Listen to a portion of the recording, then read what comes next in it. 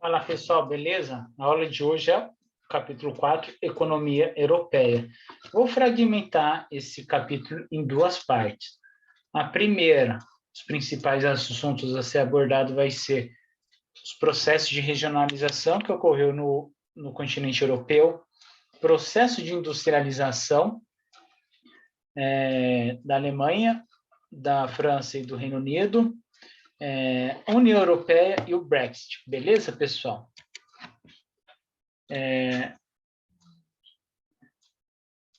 Como eu comentei, iremos falar um pouquinho de regionalização. Então, a região, turma, voltando aí nos outros anos, né, lá no sexto ano, as principais categorias geográficas. E entre dessas categorias tem região. Então, ela faz referência ao espaço. Ela tem por finalidade de facilitar a leitura e a interpretação do espaço geográfico. Então, o conceito de região é a gente estabelecer um critério para que podemos agrupar diferentes lugares para diferenciar de outras localidades, beleza? Se falando do território europeu, as principais organizações espaciais estão atreladas à localização, às características físicas, às questões socioeconômicas, à formação étnica e cultural. Então, a partir desses critérios, ocorreu essa organização espacial do continente europeu. E agora a gente vai ver algumas dessas regionalizações que ocorreram no continente, no velho mundo, né? Como a gente pode denominar o continente europeu. O primeiro, né, está nessa questão da industrialização por fatores políticos, né? Então, a gente já está falando nesse cenário do pós-guerra mundial, né, Segunda Guerra Mundial, com o término dela, ocorreu a ascensão de duas superpotências, né, que eram os Estados Unidos e a União Soviética, cada uma com características diferentes no seu sistema de produção. Os Estados Unidos estavam com a cultura do capitalismo e a União Soviética da cultura socialista. Então, dividimos a Europa em duas. Então, a gente pode falar que iniciou esse processo do mundo bipolar. E na Alemanha não, perdão, e na Europa dividimos também em duas, a Europa Oriental e a Europa Ocidental. A principal característica também dessa regionalização está inserida a cortina de ferro, devido a essa relação truncada, né, que não era muito fácil entre essas duas Europas, e também que tinha essa dificuldade de circulação das pessoas. E não foi à toa que foi construído o Muro de Berlim, né? Foi esse ato simbólico que dificultava a entrada e a saída das pessoas, né? O próximo, essa regionalização étnico-linguístico, né? Que, como a gente viu nas aulas anteriores, o continente europeu apresenta grande diversidade. Então, a divisão territorial vai apresentar como base, né, a ocupação desses povos originários. Então, a gente vai ter a Europa latina, germânica, eslava, fino-úgricas e gregas. Observando no mapa ao lado, né, tem a legenda, cada uma na sua coloração, e você vai conseguir visualizar aonde que eles estão localizados. Como vimos na aula passada, né, uma ou duas aulas atrás, da composição da população europeia, né? Então, a gente pode generalizar ela em 5 grandes grupos. Dentro desses 5 grandes, tem as 3 principais, que está em grande quantidade. Quais são eles? Os eslavos, os latinos e os germânicos.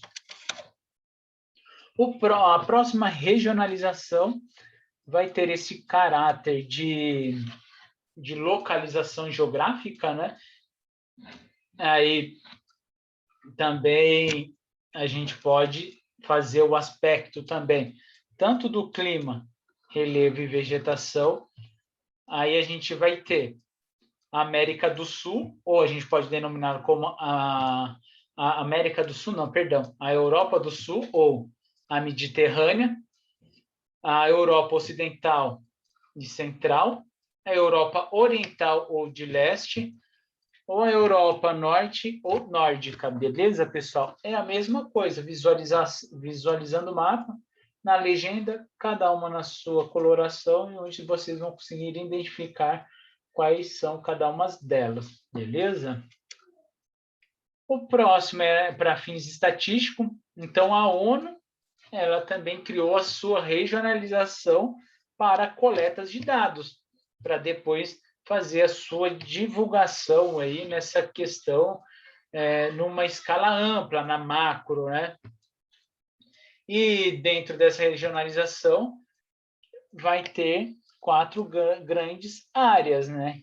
Quais são elas? A Europa setentrional, ocidental, oriental e meridional.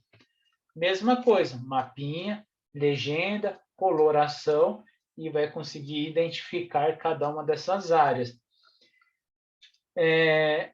Se a gente analisar esse mapa, ele é semelhante ao que a gente viu anterior, né? Deixa eu voltar aqui. Opa, eu adiantei. Como a gente viu dessas regiões geográficas, né? Ela é semelhante, porém, a sua divisão é diferente, essa questão de critérios. E também o físico, né? A grande principal diferença está o quê? Que a Rússia asiática e a Turquia não faz parte desta regionalização, beleza? O próximo está relacionado ao bloco econômico, a União Europeia. Então, compreendemos que o bloco econômico é um modo de regionalizar a Europa. Então, está levando...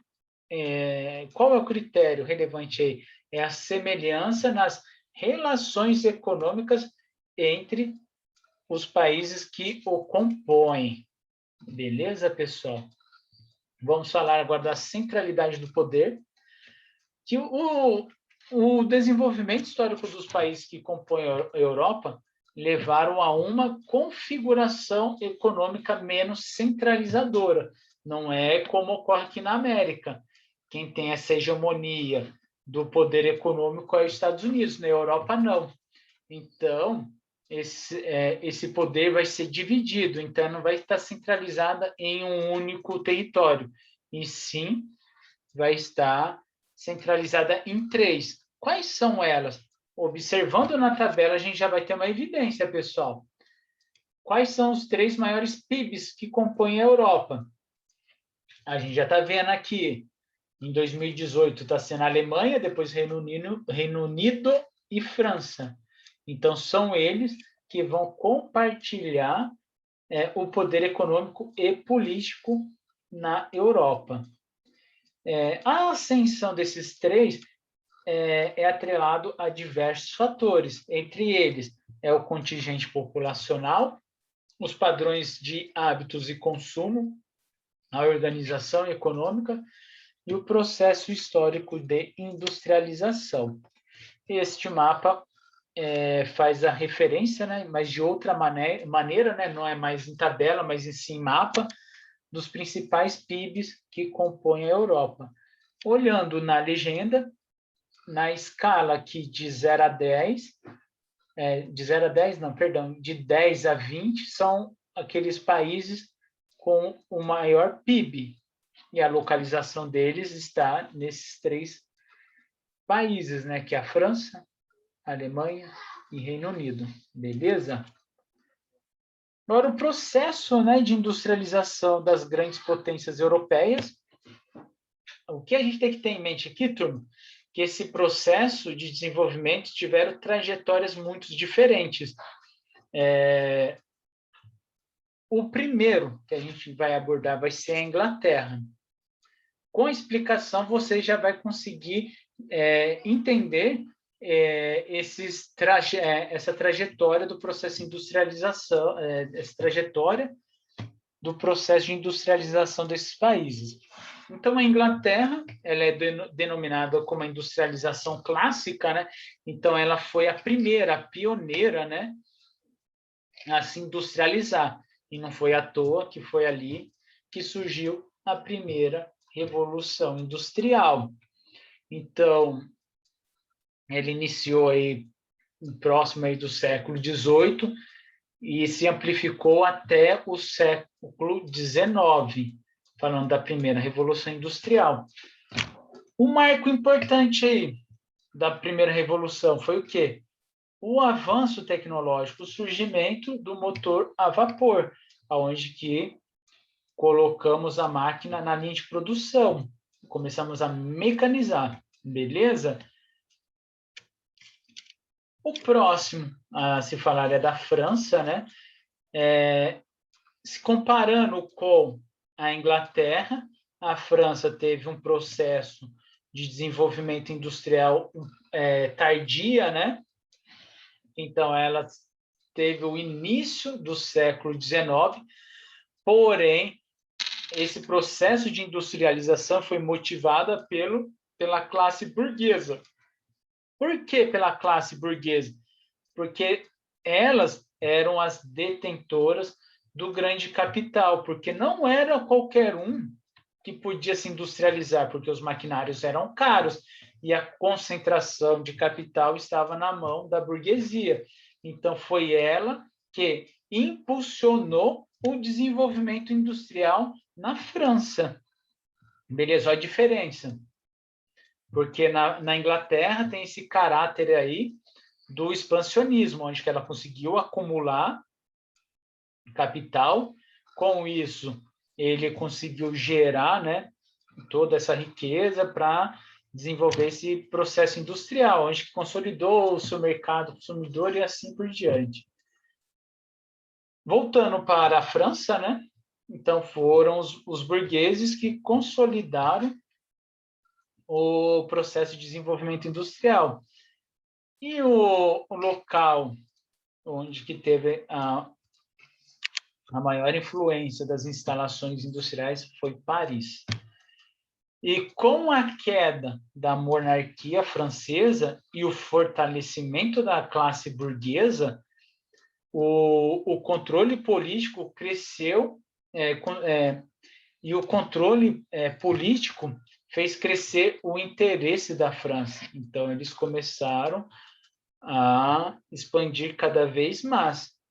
Então, deixamos de ter uma monarquia e a burguesia que começou a fomentar esse processo econômico. Então, ela começou a crescer o seu interesse, ela queria acumular, gerar mais riqueza.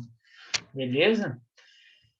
E um dos grandes obstáculos, né, que a França encontrou a partir do seu processo de industrialização foi a disponibilidade dos recursos naturais.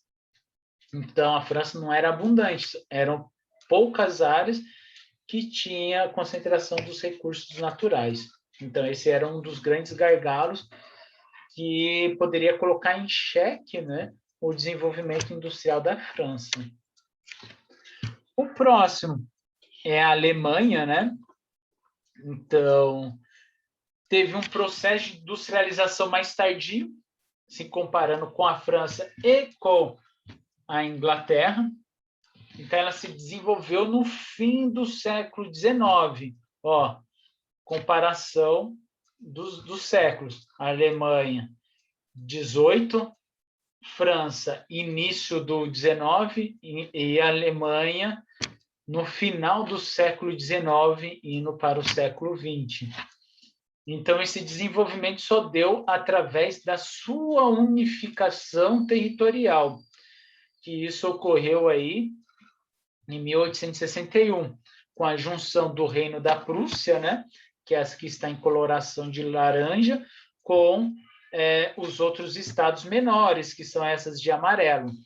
Então, a unificação ela não foi só política, mas também teve esse caráter de união econômica, onde que se ampliou o seu mercado interno e passaram a utilizar a mesma moeda de troca. Então, toda essa conjuntura favoreceu o processo de industrialização dentro do território alemão.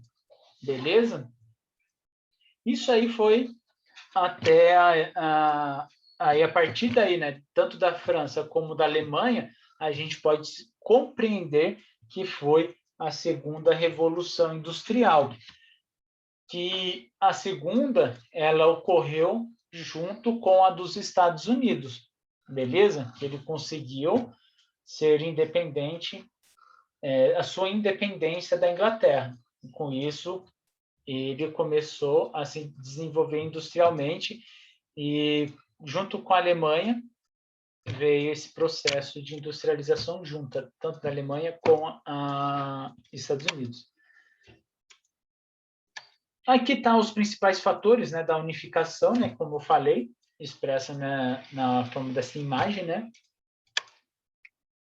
A Alemanha não foi a sucessão industrial dela não foi só através da unificação, e sim tem essas questões dos recursos naturais e da sua formação territorial. Dentro do seu território, encontra-se grandes jazidas de carvão mineral e também os vales do rio Reno e do Ruhr. Então, eles utilizavam como hidrovia para deslocar as mercadorias. Então, foi esses outros fatores também que teve um processo de industrialização muito acelerada.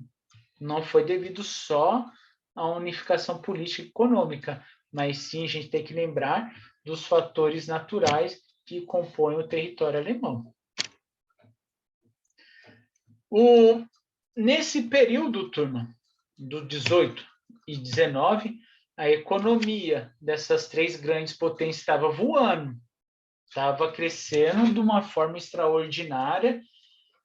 Um marco onde começa a botar o freio nesse crescimento até a sua estagnação foi a Primeira e a Segunda Guerra Mundial. Então, tudo isso que eles conseguiram construir, eles tiveram que mudar e teve outro rumo. Então, sua economia foi abalada, não só sua economia, como a política, a sua cultura, o seu território abalou, foi totalmente destruído. Então, eles tiveram que se reinventar depois com o término tanto da Primeira e da Segunda Guerra Mundial. Então, eles passaram por um processo de recuperação econômica e industrial, que foi como que ele fez essa retomada aí econômica? Eles fortaleceram as indústrias manufatureiras de bens duráveis e ampliou o seu setor de serviço. Então, foi a partir destes dois pontos onde ele começou a ter a sua retomada econômica. Dentro dessas indústrias manufatureiras de bens duráveis, podemos destacar os automóveis, porque dentro desta mercadoria está embarcado a tecnologia, beleza? O próximo é o bloco econômico, né? Outro fator, né? Que o primeiro foi essa questão do fortalecimento dessas duas áreas econômicas, né? A industrial e o setor de serviços.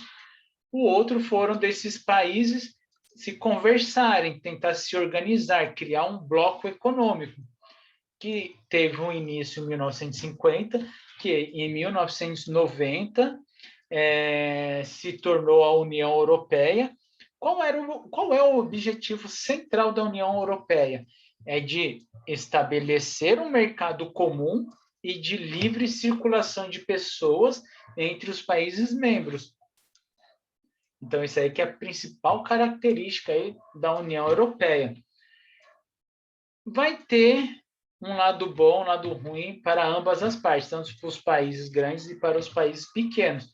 Para os países pequenos, eles tiveram um maior dinamismo econômico, então ele ampliou a relação comercial com outros países, então ele não ficou mais limitado.